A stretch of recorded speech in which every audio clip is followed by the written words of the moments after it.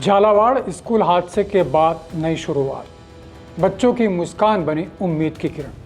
नमस्कार, भारत रफ्तार में आपका स्वागत है। मैं हूं आपके साथ शैलेंद्र शर्मा।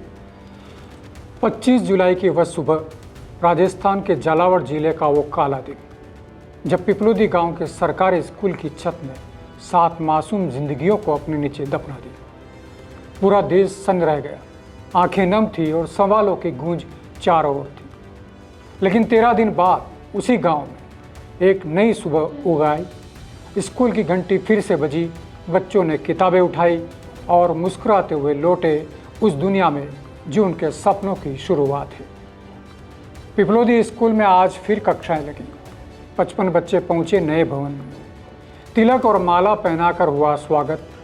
बच्चों के चेहरे पर मुस्कान थी, आंखों में आत्मविश्वास और दिल में पढ़ने की लगन। नया भवन, नई व्यवस्था, नया हौसला। जहां कभी चीखें गूंजी थी, अब फिर से बच्चों की हंसी सुनाई दी।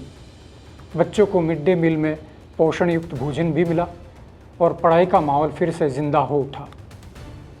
जो बच्चे हादसे में घायल हैं, वे भी अस्पताल में पढ़ाई कर रहे हैं। प्रशासन ने वहां भी पढ़ाई की व्यवस्था की है। बैग, किताब, ड्राइंग शीट तक दी गई। काउंसलिंग की गई ताकि भय को आत्मबल में बदला जा सके।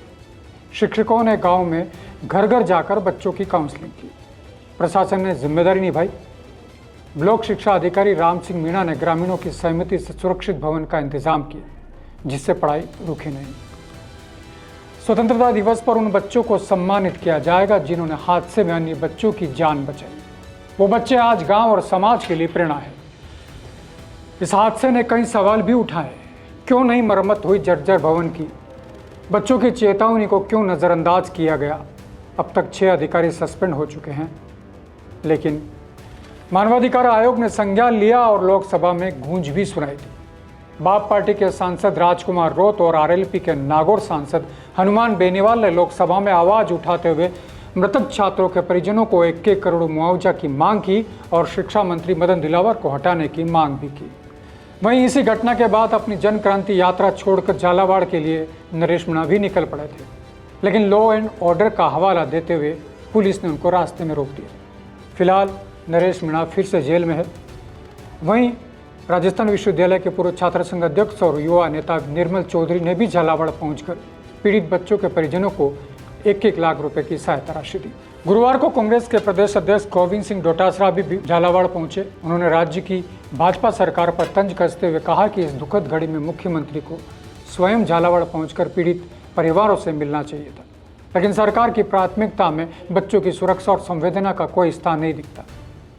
डोटासरा ने कहा कि जो सरकार इन पीड़ित परिवारों को संबल नहीं दे सकती, उससे मुआवजे और सहायता की उम्मीद करना बेईमानी है।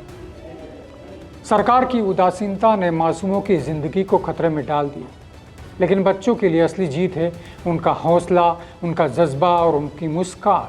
पिपलोदी गांव की ये नई शुरुआत सिर्फ शिक्षा की नहीं, ये एक भरोसे की कहानी है।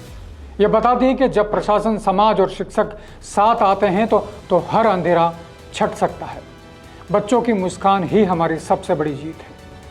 अगर आप भी मानते हैं कि शिक्षा रुकनी नहीं चाहिए, तो इस वीडियो को लाइक करें, शेयर करें और ऐसे बच्चों के लिए दुआ करें। भारत रफ्तार, सच्चाई की रफ्तार, समाज की आवाज़। जय हिंद।